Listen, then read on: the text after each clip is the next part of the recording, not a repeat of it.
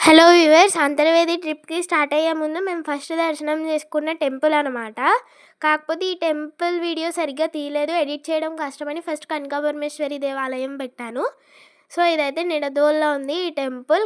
కోట సత్తమ్మ వారి దేవస్థానం అనమాట. లోపలికెళ్ళాము. లోపలికెళ్ళిన తర్వాత ఎదురుగా ధ్వజస్తంభం, శ్రీ కోట సత్తమ్మ వారి దేవస్థానం అని బోర్డు కనిపించినాయి. ఫస్ట్ కాళ్ళు కడుక్కుందామని చెప్పి ఇంకా అటు సైడ్‌కైతే వెళ్ళాము.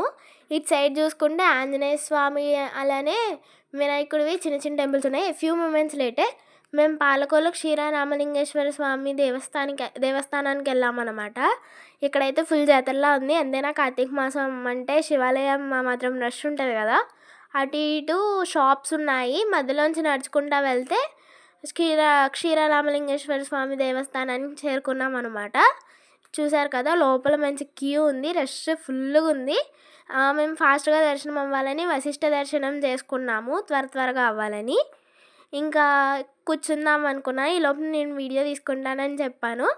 చూసారు కదా, ఇక్కడ కాసేపు కూర్చున్నాం. అష్టాదశ శక్తిపీఠాలు గోడ మీద పిక్చర్ వేసి ఉంది. మేమైతే ఇటు సైడ్ దర్శనం చేసుకుని బ్యాక్ సైడ్ నుండి వెనక్కు నుంచి వచ్చేసామన్నమాట. ఏ ఫ్యూ మూమెంట్స్ లేటర్ మేము అంతర్వేది రీచ్ అయినాక బోట్ రైడ్ తర్వాత మేము అంతర్వేది నరసింహస్వామి దేవస్థానానికి వచ్చామన్నమాట. ఇక్కడ వీడియో తీద్దామన్నా ఫొటోస్ తీద్దామన్నా ఫుల్ ఆవులు ఉన్నాయి. భయం వేసింది. ఇంకా మంచిగానే ఉన్నాయి కానీ కొన్ని ఫైటింగ్ చేసుకుంటున్నాయి రెండేసినప్పుడు.